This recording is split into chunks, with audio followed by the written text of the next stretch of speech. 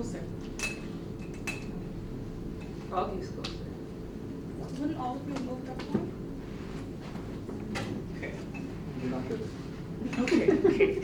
So like, I know I don't pay attention, but I think it's not that bad.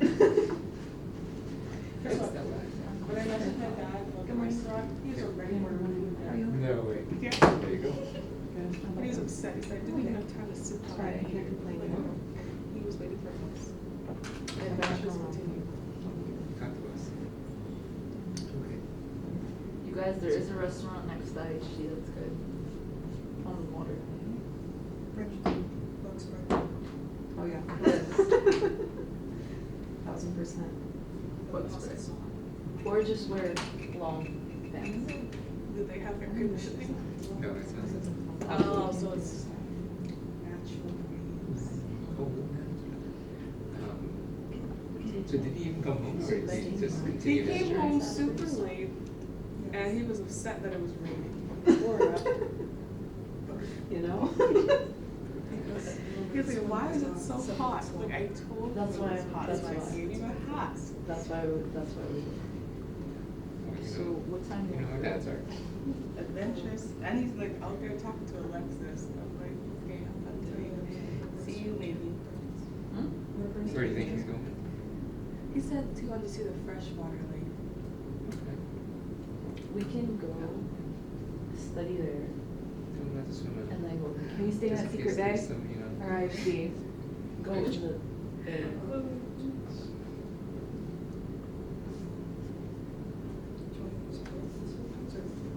What do you go? And watermelon juice?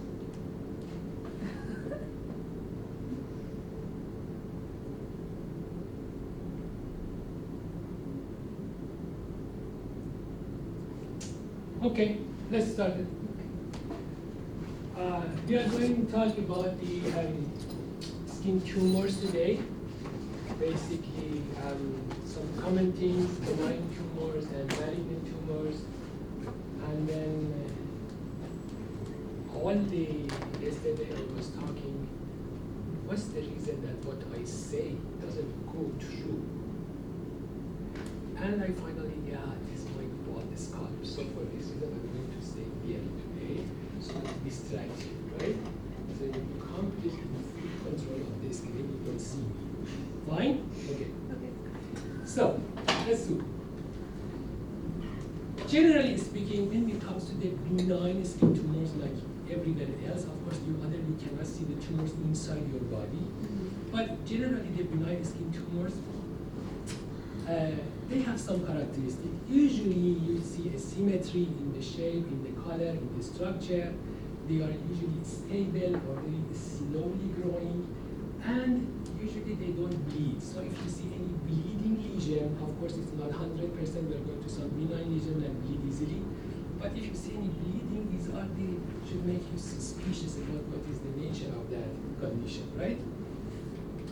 So let's go from some common things, because you should be familiar with some common things, and then you will be able to recognize the unusual one. So, what is this one? Freckles. Freckles or ephelis. This is the medical term, ephelis or freckles. These are these hyperpigmented macules that appear on the people who light skin, and the characteristic of them that they wax and wane. For example, the summer month they become more, in the winter time they become less. And the reason for that is because the hyperactivity of the melanocytes. So there is no increase in number, just melanocytes become more active when they're exposed to the sun.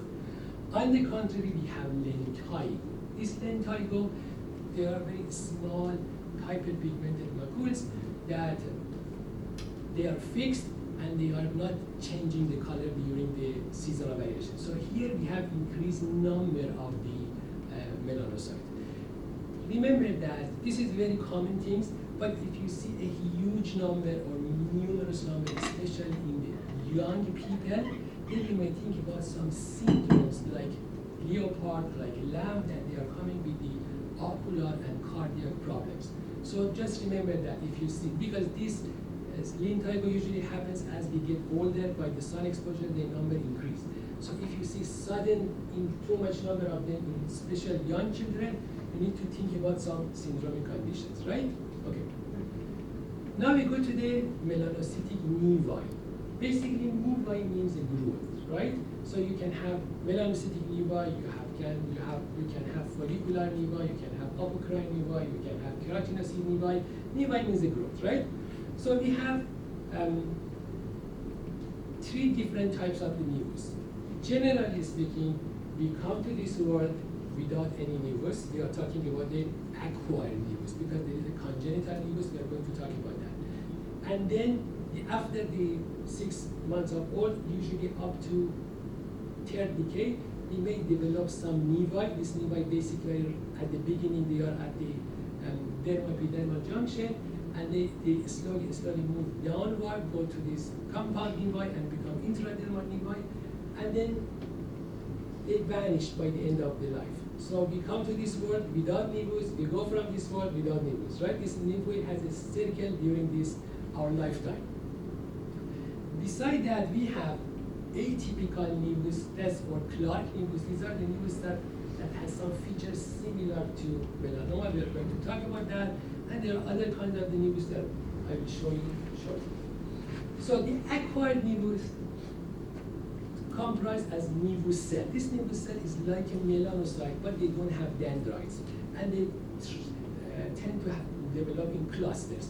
So as I told you at the beginning, they are sitting on just at the dermoepidermal junction. You have a flat macule, sometimes the center a little bit darkish, but you see completely regular shape. The size is usually less than 6 millimeter. And then as they grow, this melanocyte moves downward into the dermis, so you have a compound nevus, usually like a pigmented dome-shaped papules with a very smooth surface. And as they get completely inside the dermis, we have the dermal nevus that usually they lose their color. So you can see flesh-colored or normal-colored papule. That this is because when the melanocyte matures, they lose the ability to produce the pigment, right? So the huge number of these nevuses is a sign of the extensive sun exposure, and you have too many nevuses, there is a risk factor for developing melanoma. We have congenital melanocytic nevi that usually they appear at the birth or during the first 6 months of life, and we divide them according to the size. It could be small if they are less than 1.5 centimeter. If they are medium, is somewhere between 1.5 to 20 centimeter, and if they are large or giant, if they are more than 20 centimeter. So if you look at the surface of these congenital nevus, you will see, contrary to these acquired nevus, that they are dome-shaped, regular surface. Their surface is a little bit bumpy, and sometimes they have hair. So if you have a hairy mole, most probably it is a congenital nevus. Another important thing to remember is that these small and medium-sized nevi have a very low potential of developing into the malignant melanoma. But the risk is much higher if you have a giant, right? And most of the melanoma that develops in this giant or budding trunk congenital melanocytic nevus happens in the first 10 years of life. Usually the place of the development is inside the dermis because, and for this reason you have to, during the regular examination, you have to palpate the lesion completely to make sure you don't see any growth inside them.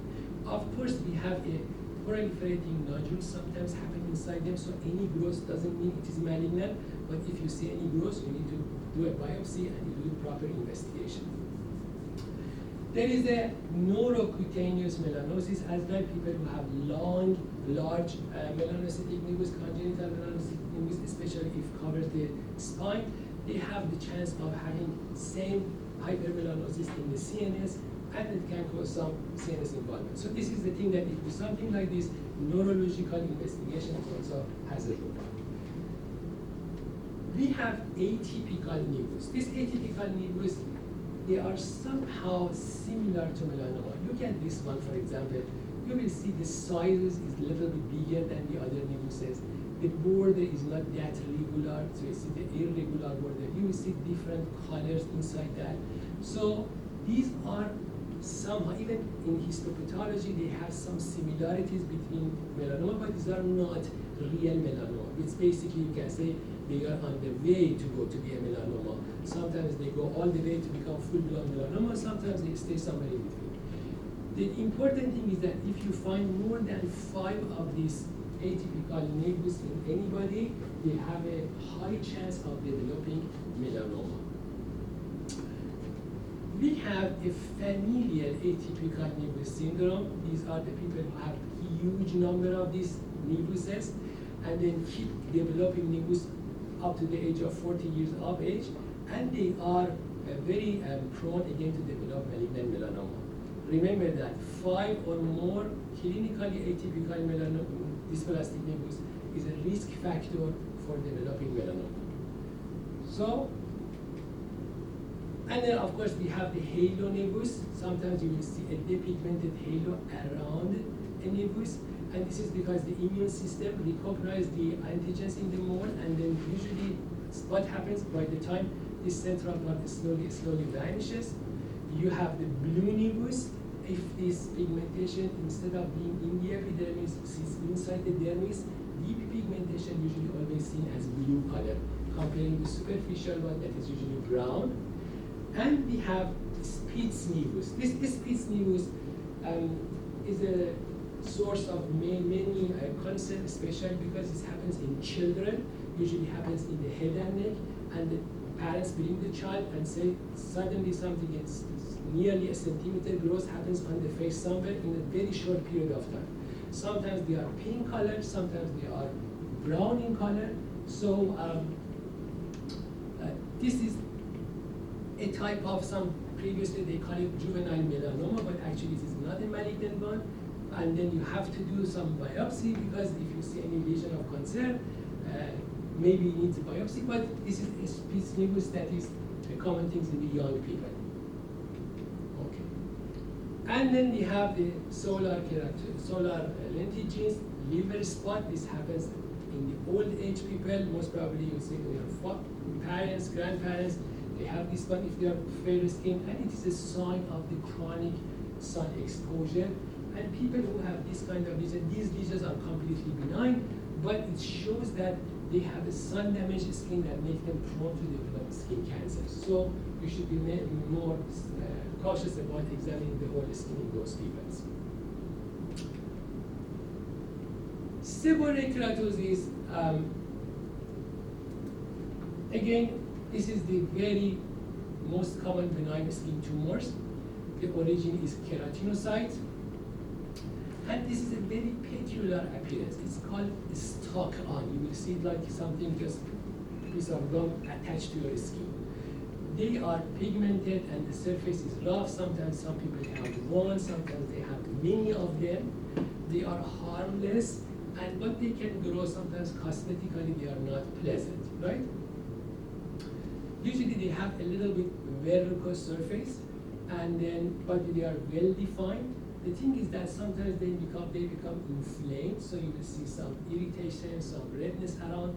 So be careful that these lesions could be irritated and not causing any major concern. In the seborrheic keratosis, one thing that you should remember is lesser terella sign. So if somebody develops suddenly mini seborrheic keratosis on the body in a short period of time, especially in adults, this is usually a sign of the internal malignancy. So they need to be investigated for the internal malignancy. It is again one of those paraneoplastic diseases that they somehow guide you there is something wrong inside the body. Okay, so these are the common things that you have to know. And then dermatosis papulosa nigra is a variant of seborrheic keratosis that basically seen in dark skinned people, like small pedunculated or tiny papules. Usually the face is very common for them, and it's familial, it's run in the family. You will see all the family has the same problems. They are, again, asymptomatic, they may cause a little bit irritation and itching, and they are mainly of cosmetic concern. Epidermoid cyst again, Usually they have a wall. The structure of the wall like a thin epithelium, and they have cheesy, full-smelling material inside there. There is two reasons you got this. Sometimes it starts from the hair follicle, and then sometimes if some piece of epidermis implanted into the dermis by trauma, it may grow and make an epidermal cyst. Usually you will see its punctum at the center, and then if you squeeze them, you will see that full-smelling cheesy materials come out of that. This epidermal cyst sometimes may become traumatized, sometimes it ruptures, and this material is spilled to the skin, to the dermis, and cause inflammation. So you will end up with something like this, a little bit fluctuant, and also very look like an abscess. But these are sterile, so you don't need to give them antibiotics. Sometimes even we can inject them a little bit cortisone because it will reduce the inflammation. So you should make a distinction between an abscess and an inflamed epidermal cyst because these are not infectious. And then this reason you can remove them with surgical process. Again, if somebody has multiple of these epidermal cysts, especially in young people, there are some syndromes coming of them. One of them is this Gardner syndrome. Any idea about what is this Gardner? Gardner syndrome, it's the name of the syndrome. So most probably you will see that in the gastrointestinal because they all have polyposis in their colon. So this Gardner people have polyposis in the colon and they are prone to develop colorectal cancer. So if you see many epidermoid cysts, again think about the syndromes that may come with this. Okay, melia is the very common, most probably is, you may have experienced it personally, tiny, teeny, tiny, like an epidermal cyst, and then sometimes you will see this in newborn, huge number of the newborn, they have melia, but they go away by itself. Sometimes melia, most of the time, basically the melia is spontaneous. But in some cases, if you have inflammation on the epidermis, like for example in porphyria or for example some other blistering disorders, when the lesion heals, you may end up having some melia. So it could be secondary to some other dermatosis. And dermatofibroma. Dermatofibroma again is one of the common skin tumors that you can see mostly.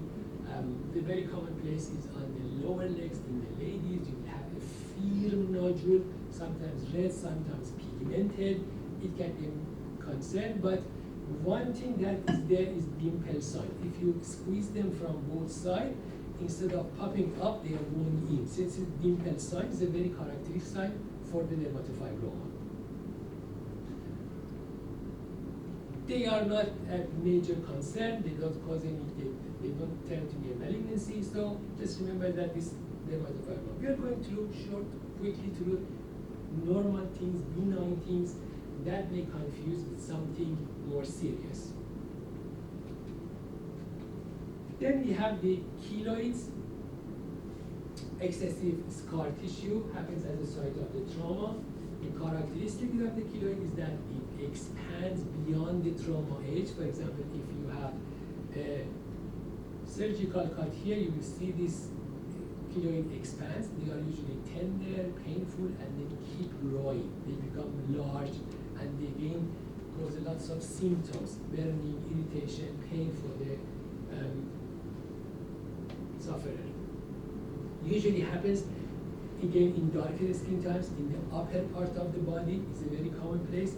So anytime you are going to do any surgical procedures, any trauma to the skin by any means, you make sure that your patient doesn't have any history of scar and this keloid, because at your scar it may develop this one and create an issue for them.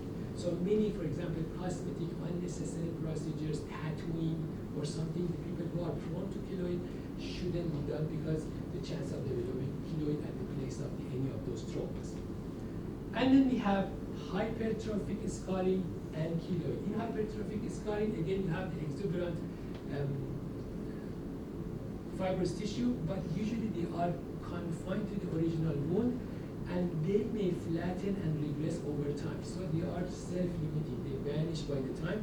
The reason you may develop hypertrophic scarring is that you have a tension on your wound. So if the wound is not closed properly under tension, there is laceration, you may end up with hypertrophic scar. So basically, hypertrophic scar is something related to the local factors at the wound healing, but keloid is some genetic disorder. So you have some, your fibroblast is reacting more and in an unusual way to any kind of trauma. So you have the distinction between the keloid and hypertrophic scarring. Cherry spot cutaneous angioma, again a very common problem. This is the most common acquired vascular proliferation of the skin. It's like a small red, purple, dome-shaped papules. Usually happens in trunk and in the extremities. It happens by age. So basically, you start to develop after the 4th decade of life, and you will see that something around 75% of the people by the age of 70, they have them.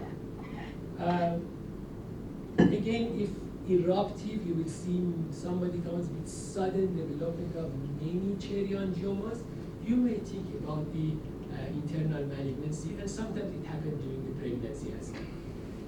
One thing is that this cherry angioma is a vascular proliferation, right? So sometimes the blood inside the vessel thrombose, and this turns to be a little bit inflamed and dark in color. So again, it may raise a concern that something happens like that, and it happens suddenly. They are usually painful, or sometimes people tie a small hair around them to get rid of them, and they turn them to this issue.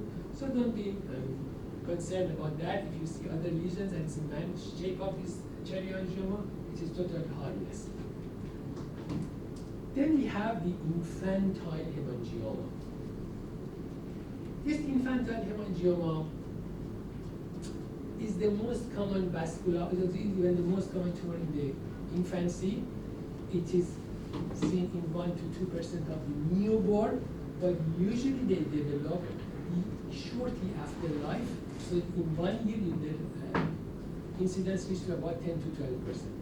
There are some risk factors for developing this infantile hemangioma. For example, low birth weight, or multiple pregnancies like twins or triples, or there are some issue, for example, during the pregnancy, they increase the chance of developing this infantile hemangioma. Infantile hemangioma can happen anywhere, and they have a growth phase, and they have a stability phase, and they regress by the time. So usually the growth is something around the end of the first month of life, by up to the 3 months of life. So they grow fast, and then they stabilize for something around 4 to 6 months of age, and then they slowly regress over years. So this picture shows how a big hemangioma slowly regress, but it won't without any treatment. This is reassuring for the parents that they shouldn't be very scared about the shape of their baby. But sometimes this hemangioma can cause problems. Like, for example, if it sits on the eyelid, it may impair the vision, right? And then if the baby cannot see from the one eye, in a very short period of time, she may develop amblyopia. You know what is the amblyopia? So if you don't close your eyes for a long period of time, you don't see that, especially in the beginning of life, basically you will be blind, right? You cannot see that properly. So this is something that you need to take care of it immediately. Also, we have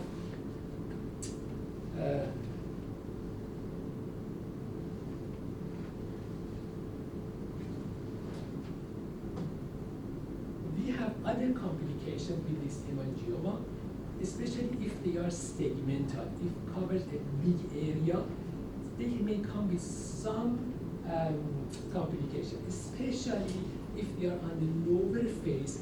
They may come by accompanied with the same lesion in the upper respiratory tract. So again, this is something is very concerning, because if you see a newborn with the any large hemangioma on the lower face, you should refer them as soon as possible. This is an emergency because during the growth phase, the inside hemangioma may be grow and block the airway, right? Also, one complication of this infantile hemangioma is ulceration. So this is basically the most common, especially in the lip, in the napkin area, that can cause severe pain, irritation, and also may lead some scarring. One fantastic is this face syndrome. That is if, again, you have a large facial or scalp hemangioma, you may have some posterior fossa scalp malignancy, deformation, and you will have some arterial and cardiac problems and eye problems. So depends on the location of the hemangioma. Although it regresses by itself, but you may have some complications. Again, remember, the growth phase is in the maximum first 3 months. So if you see anything that like worrying you, you have to refer them early. Don't let this lesion stay and grow to a big size and cause problems. Usually the infantile hemangioma can be focal, means 1 lesion, 2 lesion, but if you have more than 5 lesions, there is a chance that they have internal hemangiomas as well. The common place is the liver. So if you see a newborn with many hemangiomas, then you have to do some investigation to make sure that they don't have any liver involvement. In the same context, this is usually confusing with each other. We have capillary malformation. Again, if you divide these red patches that happens in the newborn or in the early infancy, you have some proliferations, they are tumors, they are vascular hemangioma, and we have some lesions that result from the abnormal dilatation of the blood vessels. So we call them malformation. We can have capillary malformation, we can have, for example, lymphatic malformation. So these are the ones that is just the vessels are dilated. So contrary to this hemangioma that they grow fast and they regress, these lesions does not grow that much or mostly grow very slowly and they do not regress most of the time. But one of them that is called nevus simplex, that is a salmon patch, this is another name for that. This is a very common, usually they are on the center, on the midline. And they have different names. This is seen in something around 30 to 50% of the newborn. And then these are the ones that in the center usually vanish by the time. So if you see something like this, you can reassure the parents that most probably it will go away.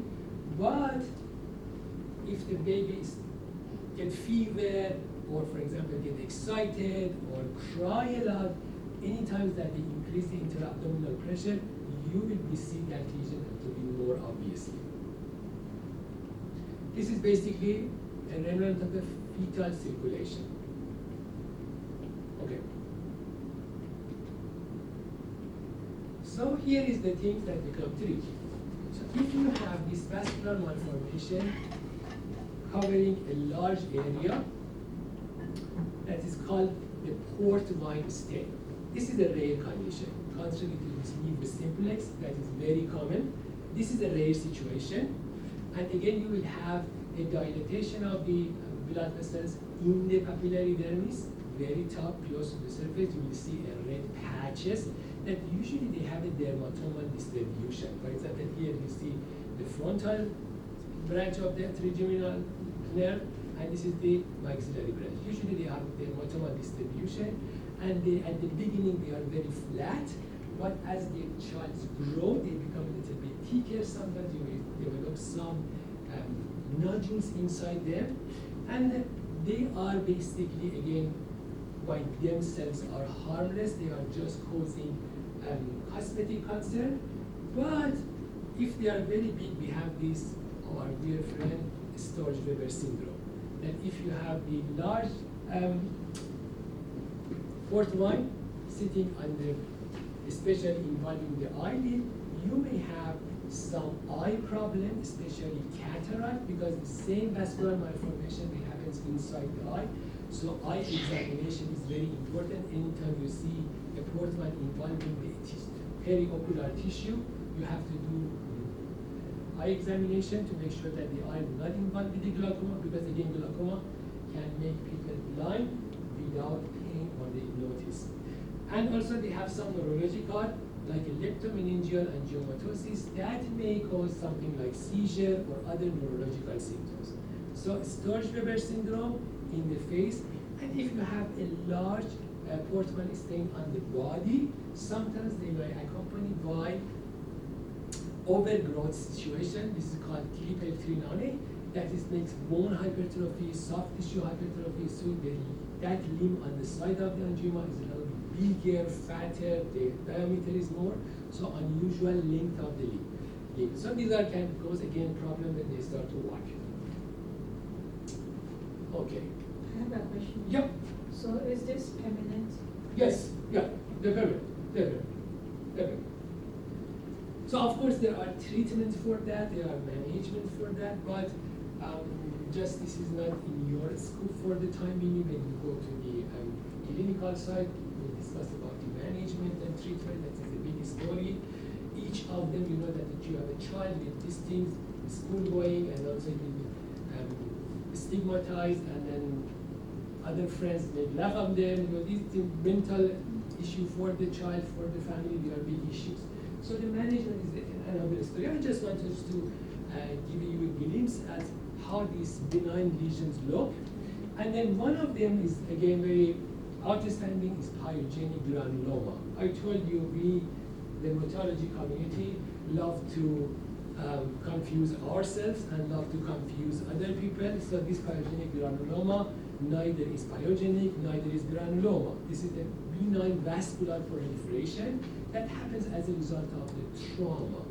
Then it's very common, for example, on the fingers, on the toes, you will see in usually children and young adults. And then there are some predisposing factors, especially it's very common in pregnancy, and then if you take some sort of medications like oral retinoids, they make you prone to develop this pyogenic granuloma. Usually what you see is fleshy, beefy, wet papules, and you have a collarette of the skin. Look at this nice collarette sitting around the lesion. This collarette of the skin is very typical, and these lesions are very friable. You touch them, they bleed, and they bleed profusely, right? So easy bleeding. So just a simple touch, they start to bleed. This is one of these rare cases of benign lesions that bleed very easily, but they have a very outstanding picture. Usually the treatment is destruction by somehow, some way, but remember that this pyogenic granuloma, again, is something benign. Remember this collarette of skin and very easy bleeding. Usually you have a history, maybe of trauma, or sometimes may develop with minor traumas, and predisposing factors. Sebaceous hyperplasia is again another very common thing. Usually happens in the area that you have high number of sebaceous glands, especially the forehead. Here you have a central omblication, a yellowish or skin colored papule with a little bit central depression. Again, you can see that in older age people. And external exposure is a predisposing factor for developing these lesions. And finally, the lipoma, the benign tumor of these fat cells. Usually it's subcutaneous tumor. It's like soft consistency. The lipoma usually is an encapsulated tumor, so they have a very sharp border. It can happen again mostly on the body, but it can happen anywhere, even on the forehead they have lipoma. And then they are mobile, they are soft, and also well circumscribed. So this is not a concern. So when we get concerned is that if this becomes suddenly painful, if they can suddenly change in size, right? Or for example, becomes infiltrated, becomes not, lose its soft consistency. So if you change in the consistency of the tumor, if you see, for example, sudden growth or pain, then you may think that maybe something happening inside that. But generally, these are very benign and harmless lesions. Okay, so now we move on to the malignant skin tumors. Things become a little bit tricky here.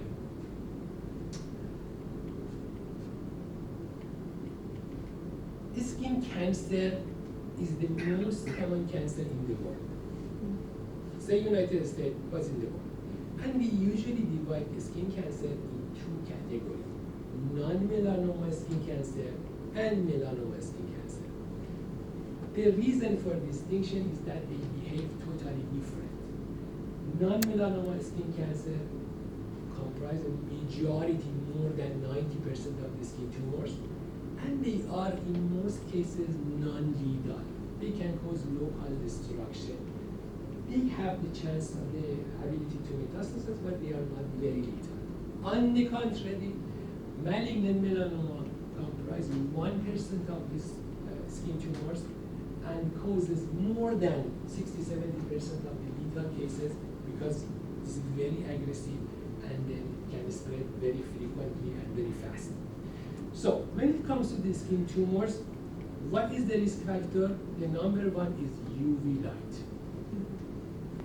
This UV light can cause or have a relation with the skin cancers in different ways.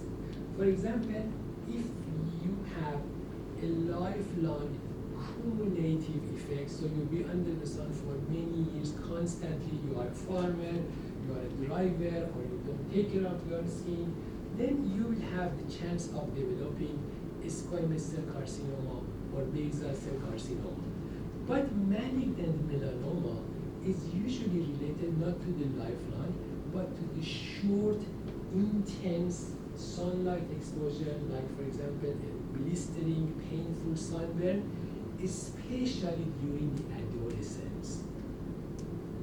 So if somebody has history of blistering sunburn in the early part of the life, it basically doubles the risk of developing melanoma whole life, right?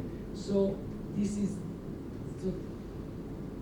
a little bit different from this lifelong exposure. So here you will see the spectrum of the visible light and then UV light. So the visible light that is 700 to 400, it can penetrate deep. As the wavelength decrease, the energy of the wavelength increase, but the penetration depths decrease. UVA usually causes oxidative stress, so it indirectly damages the DNA.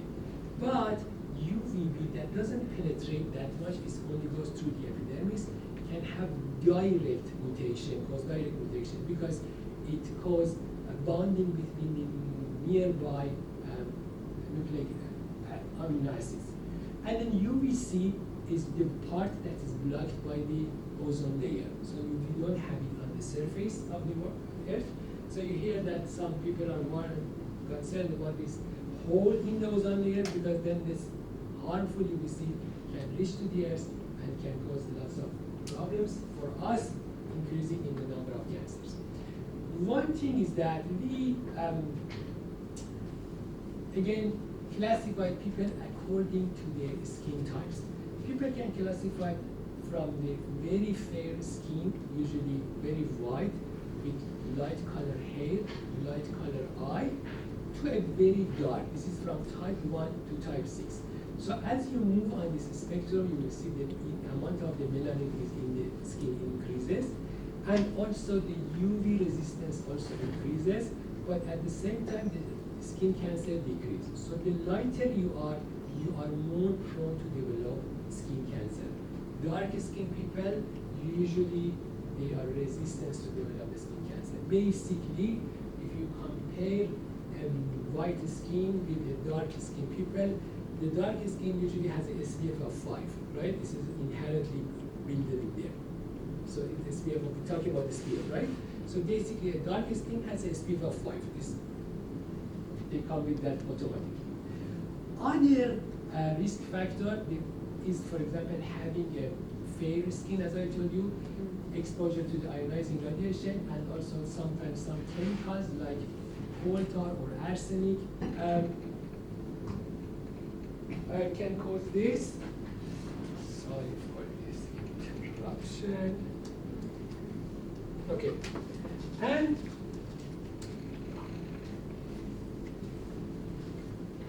one important risk factor for developing especially non-melanoma skin cancer is our dear friend HPV, right? Immunosuppression as well is a big predisposing factor, and of course, if you have any personal or family history of the skin cancer, increase the risk of this developing skin cancer. Why these are important? Because people come to you for sometimes many other complaints. You have to do a skin exam, as I told you, this is the most common tumors, or they are coming, for example, to do a general skin checkup. So you should recognize who is at greater risk, so needs to come for follow-up frequently, who are not at a great risk, so they can, for example, do a self-skin examination and then just come to you if they have some unusual problem. So these are the, we talked about that, UV radiation. Just remember that as a result of the UVB, this neighboring amino acids just attach to each other, and then they can cause, they change the helix of the DNA. As a result, when it comes to replication, they can cause mutagenesis, and then they damage, develop unusual genes that helps to promote the growth of the cells. So we are talking about specific mutations when it comes to the skin cancers. Again, remember that this P53 is very important in squamous cell carcinoma and many other cancers, because this P53 basically is a tumor suppressor gene. It prevents from the uncontrolled cell growth.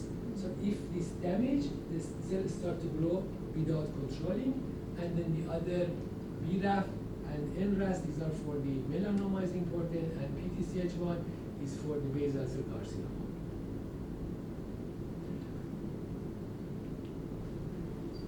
Okay, so again, remember that UVB causes direct DNA damage, and then the UVA usually is caused an indirect immune damage, DNA damage. Okay. Are we good here? Because we are not going to repeat this on any other issues any more time. So you know that what is the risk factor and how UV light is working to cause skin cancer. So the most common type of the skin cancer is basal cell carcinoma. It is, again, the name is self-explanatory. It's developed from the basal cells, and it has two important characteristics. But it's very slow growing, and it has low metastatic potential, but it can cause significant local tissue destruction. So it invades locally, but it doesn't like to spread to the other part of the body. So fair skin, older age group, same risk factors. And here on this basal cell carcinoma, the typical lesion, you will see a pearly nodules with the ruled border. You will see how nice this border is ruled. So this ruled border with telangiectasia on the surface is very characteristic for this basal cell carcinoma.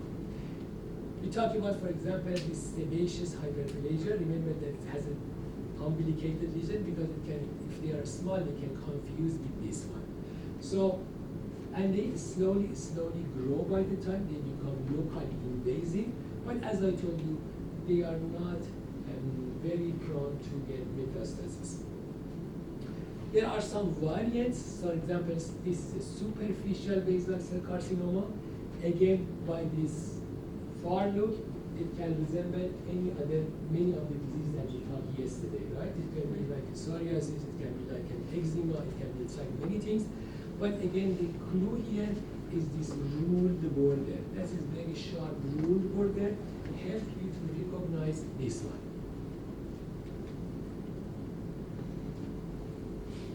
Basal cell carcinoma can have different shapes. It could be pigmented, right?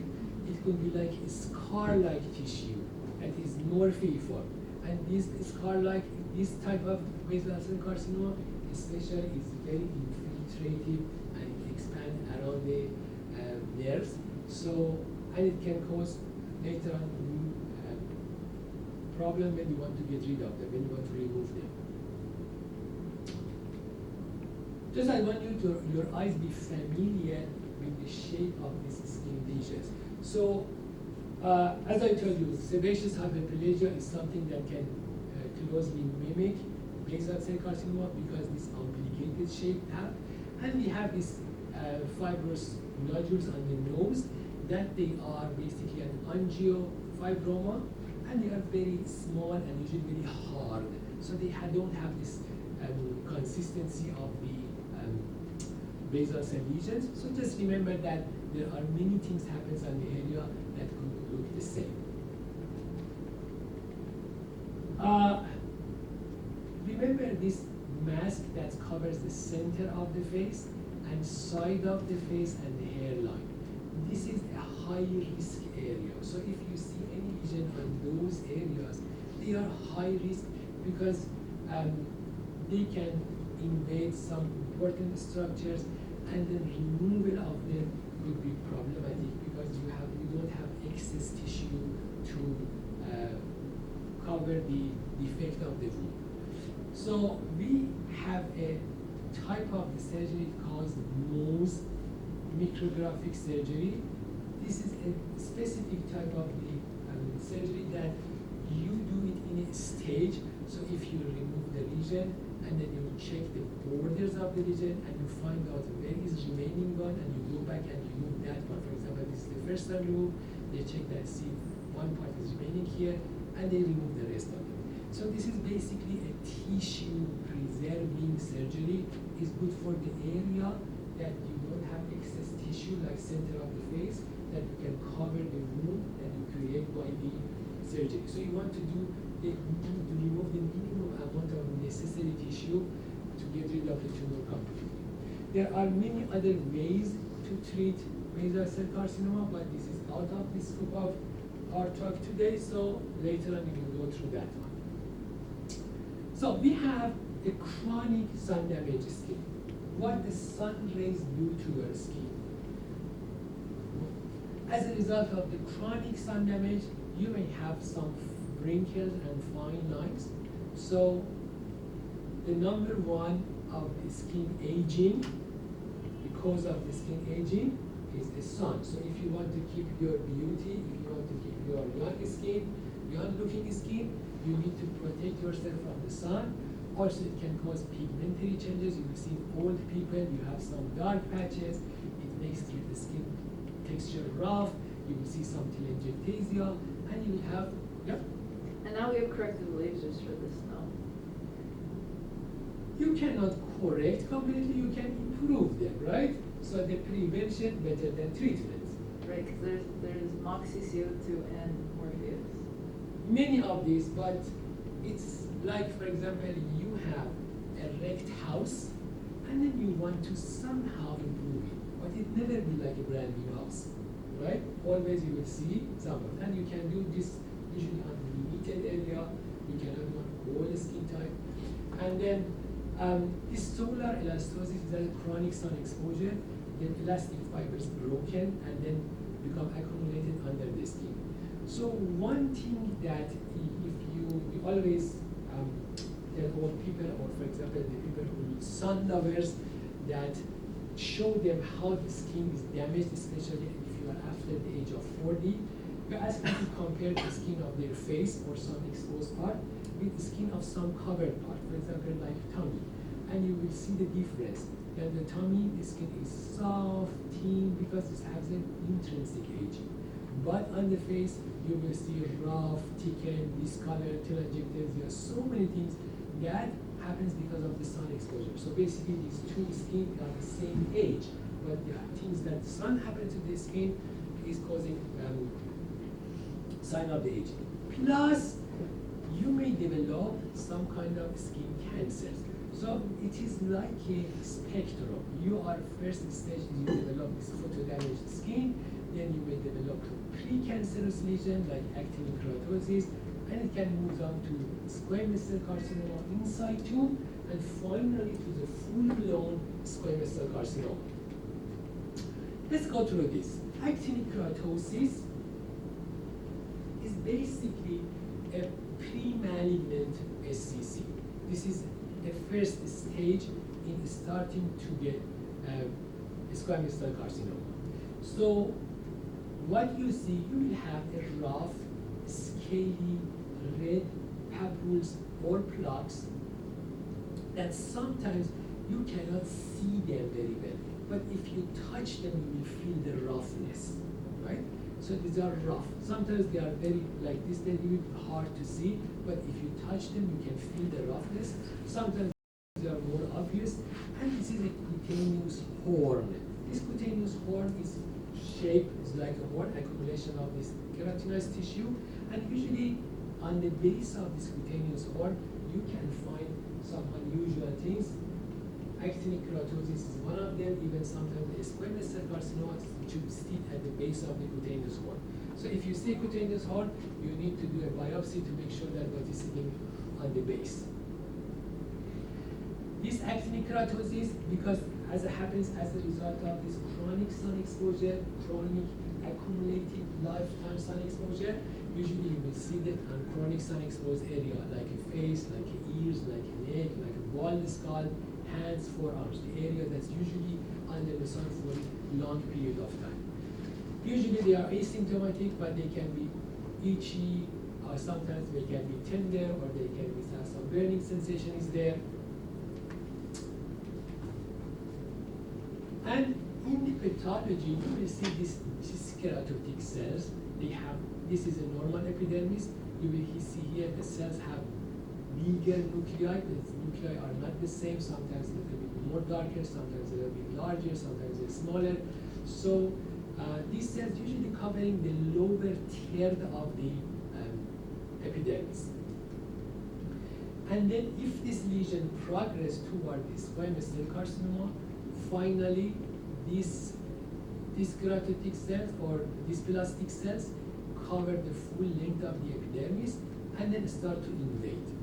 Sometimes this stage of actinic keratosis start to be invasive and pass this basement membrane and become invasive suddenly without going through this cycle. So this cycle doesn't get all the time, but it may happen suddenly without going through that. The average risk of this, having the actinic keratosis, to tend to be squamous cell carcinoma is 8% on average in different skin types, depends on the skin types, depends, for example, other conditions. It can vary from very low, 0.025, up to 16%. So this is a precancerous lesion that, although the chance of spread moving toward ACC is not that much, but it needs treatment. Sometimes you may come across the people who have just 1, 2, 3 lesions. Sometimes you have a huge number of lesions, or the number is multiple, I can say. Because these kind of lesions happen usually on the sun-damaged skin. You might think that if I can see one actinic keratosis, there may be 2, 3, 4 other subclinical on the same damaged area, right? So if somebody has a sun-damaged skin on the forearm, you will see two actinic keratosis clinically, but because this happens as a result of the chronic sun damage, there may be some more, but subclinical, still not visible, not touchable, but they are cooking there, right? For this reason, you do a field treatment. This is a field treatment. It means that you treat the whole area, not only the single lesion, because there is a higher chance of having same lesion, but in subclinical lesion, because you already see the sign of this chronic sun damage on that part. Okay. Actinic keratosis, is again very common places, is the lower lip. You know that lower lip is very prone to the sun exposure, so you have the same lesions on the lower lip. And then in the lower lip, the chance of the progression to the SCC is a little bit higher. And if you have any ulceration or you have any induration, this is a sign of being concerned. So they can turn to the squamous cell carcinoma, and usually the metastasis rate for this squamous cell carcinoma that happens on the mucosal surface is higher than the skin. Okay, so now we go one step further and we go to the squamous cell carcinoma in situ. In situ means that the tumor has not invaded the basement membrane, so it is still confined to the epidermis. So, clinical presentation, usually you will see a well demarcated, because the cancer is a well demarcated scaly plaque with irregular border. It can be varied in size, sometimes the color is varied, and again you will see that it can easily here misdiagnosed with the psoriasis, with the eczema, with so many other things, right? How you recognize this?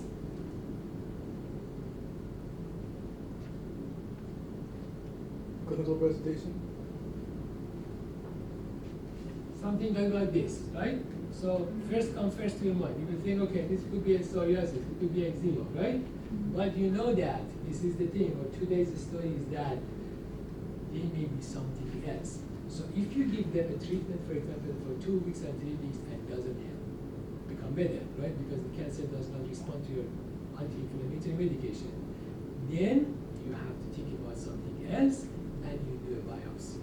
Of course, if the clinical examination, taking the history, age of the patient, how they appear, because it doesn't come like this at once.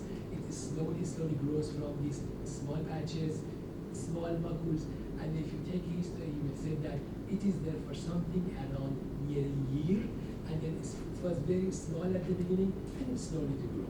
And you know that most of these diseases, inflammatory diseases like psoriasis, usually they are bilateral. You will see on both hands, the course is much faster, right? And if the patient say, I put many creams and it didn't go away. It just keep growing. So these are the things that help you to understand this is not a normal, for example, eczema or normal psoriasis. These are the points that are clues that you should consider when you are going to diagnose it. So just by looking at the picture, it's not possible to say, but when you have the history, you have the evolution, you may understand, okay, what I'm dealing with. But just remember that they can be very different. Here on the nail unit, you can see it's very look like a wart, right? Very similar to wart. So what is the difference here? You will see the destruction of the nail plate that doesn't happen in the wart. So you have a warty growth under the nail. It can easily be somebody come and say, okay, this could be viral wart, right? We saw yesterday picture of the viral one.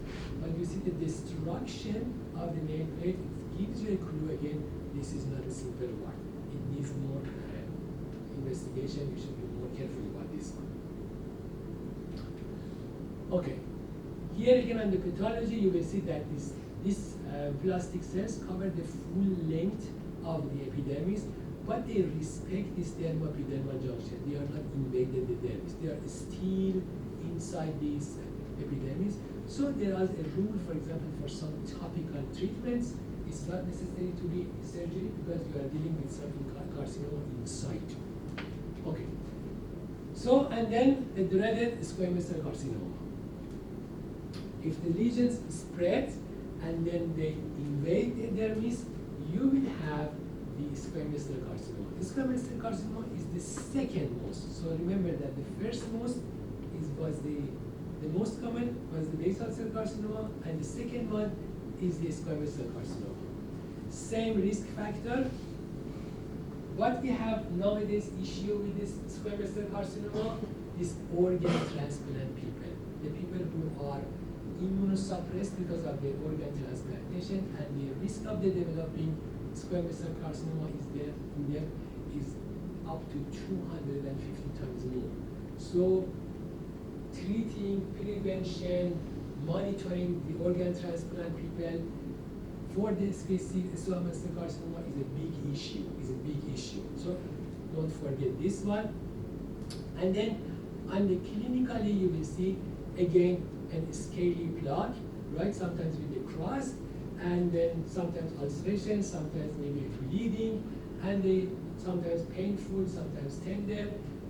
They can happen in the chronic sun-damaged skin, like for example, again, bald skull, hands, feet, and any scar tissue, any scarring from burn, from other diseases, is prone to develop squamous cell carcinoma. So if you see any new growth in a scar tissue, that is a squamous cell carcinoma until proven otherwise. So one important, again here you will see that one, and again it looks like many other diseases. But in squamous cell carcinoma, one important clue is induration. So if you touch the lesion with your fingers, you will see something volume inside, some material inside. It's not a flat. It's like, for example, you put a coin under the skin. You cannot press it. It's indurated, right? For this lesion, touching when you do examining the patient, touching the lesion, feel the consistency is very important. Any indurated scaly patch is a squamous cell carcinoma until proven otherwise. This induration, again, is a very important clue in recognizing the squamous cell carcinoma. Here, in this schematic, you will see that now these dysplastic cells invade the dermis. They come and attack the dermis.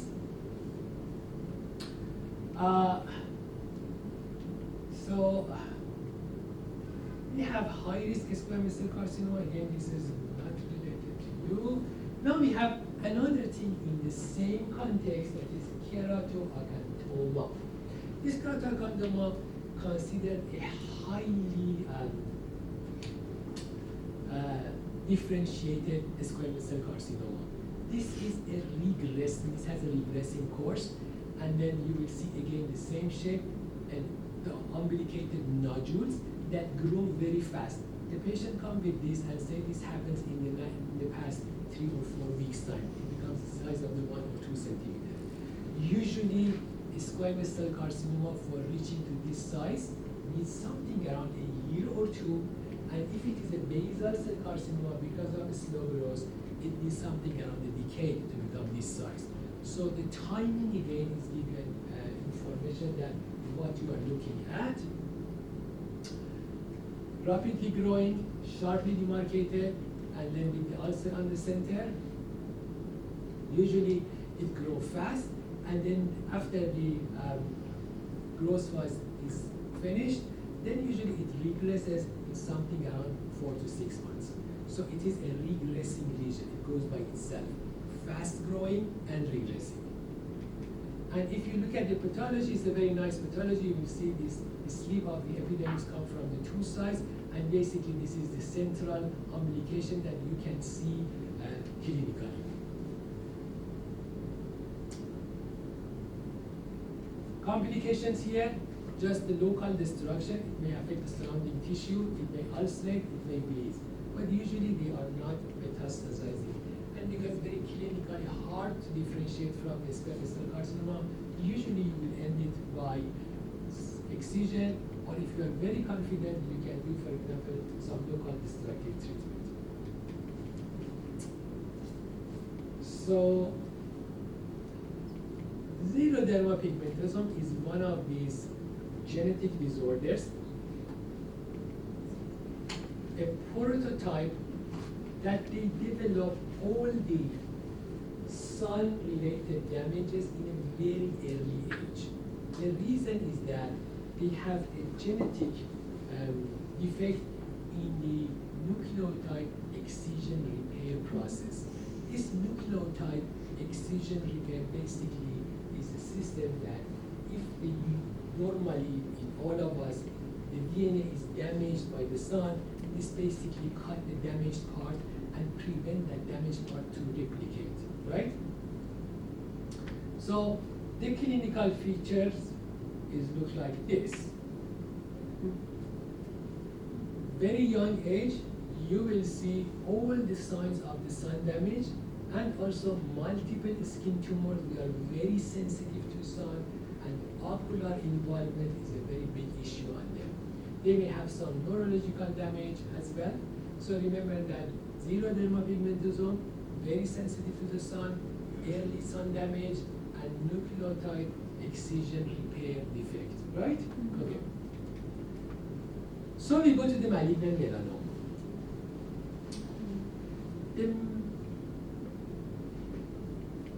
Definitely the origin is the melanocytes. As I told you, it constitutes about 1% of the skin cancer, but the majority of this cancer deaths from the skin is related to the melanoma.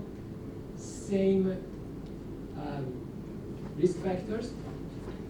Here, remember that melanoma grows in 2 phases.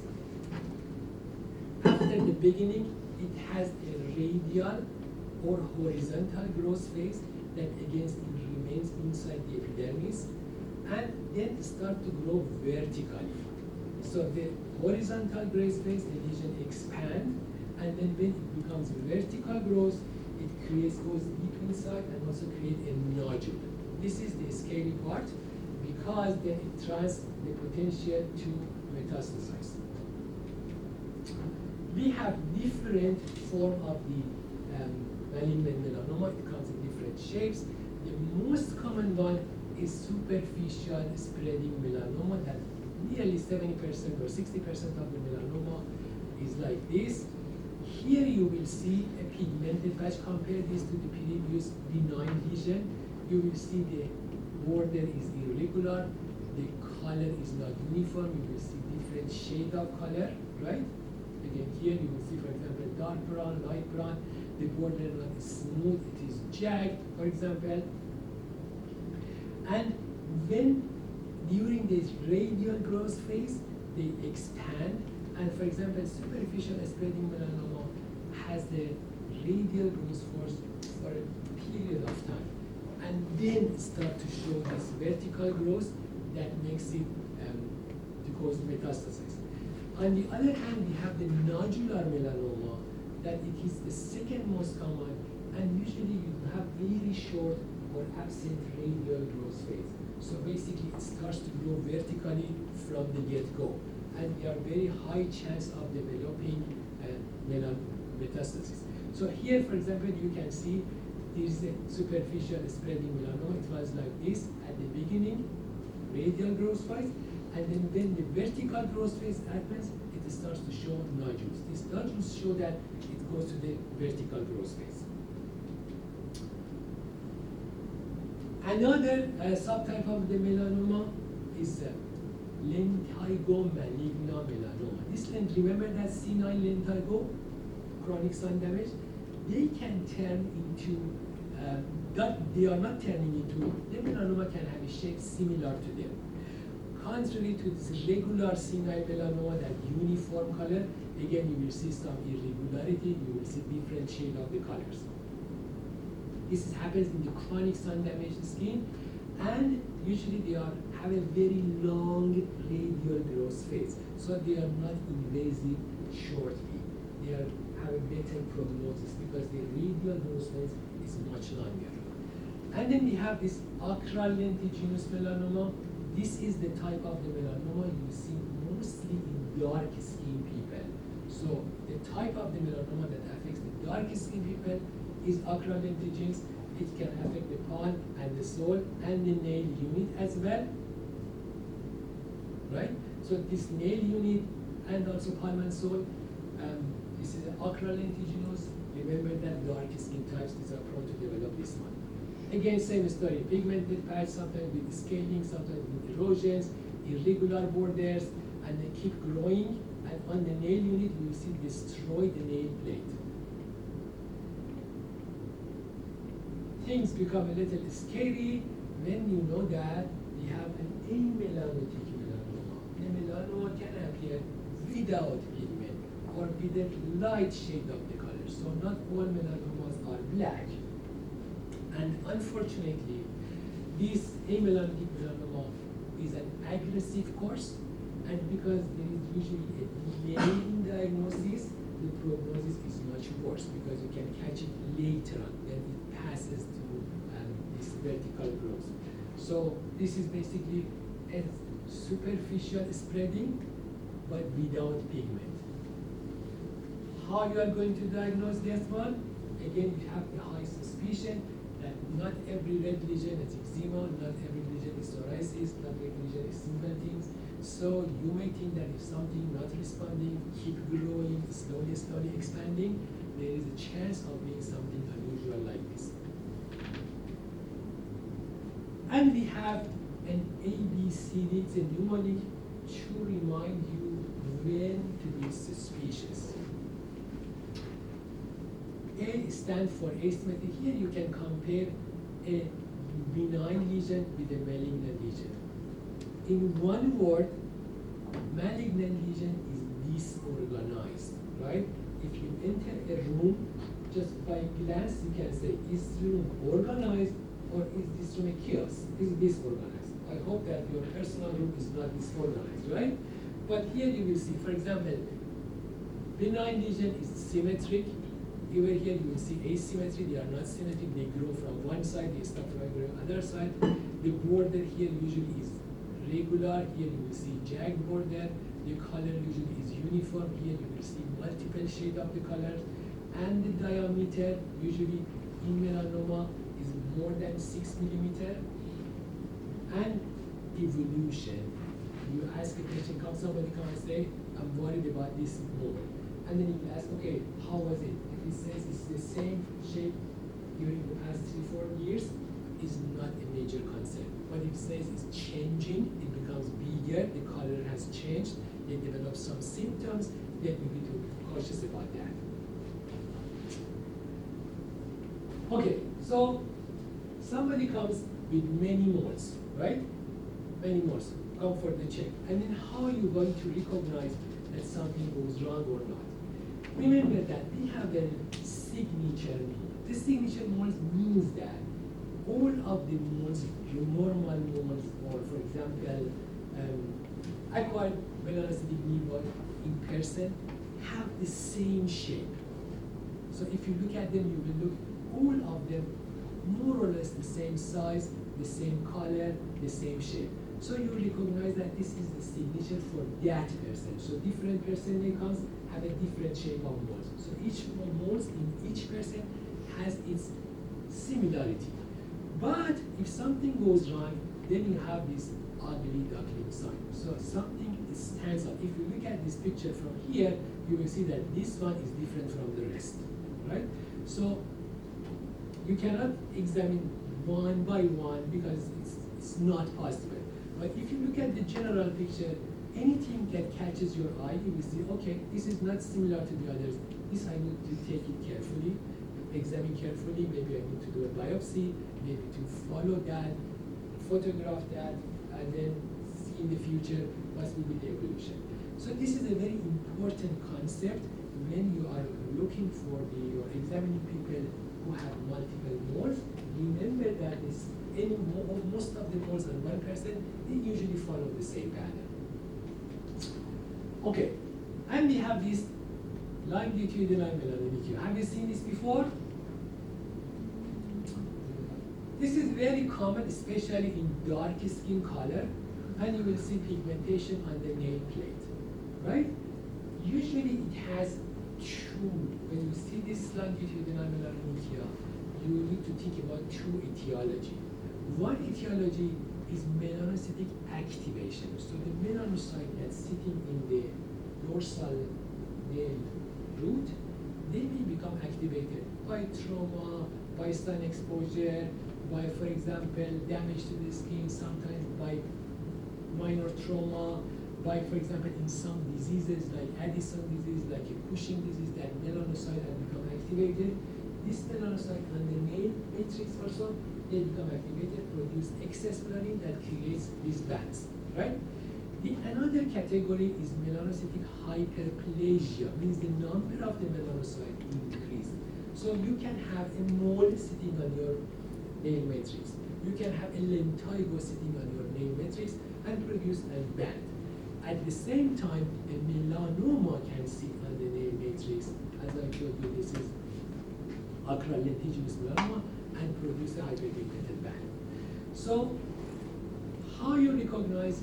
Here we have again an ABCD. If you see a longitudinal melanonychia, this is called longitudinal melanonychia. You can follow this to help you to recognize what is the major cause. Mostly, we are concerned if we are dealing with single one. So if you have somebody like multiple fingers, most probably it is not a melanoma, it is a hyperactivation of the melanocyte. So here A stands for age, B stands for color, and also the band point, if it is more than 3 millimeter, it's a sign of the concern. And also the digit, usually melanoma occurs in the thumb, index finger, and big toe. These are the 3 toes that these melanoma affect most. And also, sometimes in the malignant lesion, this is called Hutchinson signs. The pigment is pressed to this surrounding tissue, basically spills off to this cuticle, and then if we are talking about, again, extension of the pigment and the family history. Okay, so I think we stop here, and then if you have time later on, there are some other less common cancers related to the skin that is on the presentation, and then you can go through that on your own time. So what I'm going to ask you is, please, during these weekends, I will provide this also to your faculty members.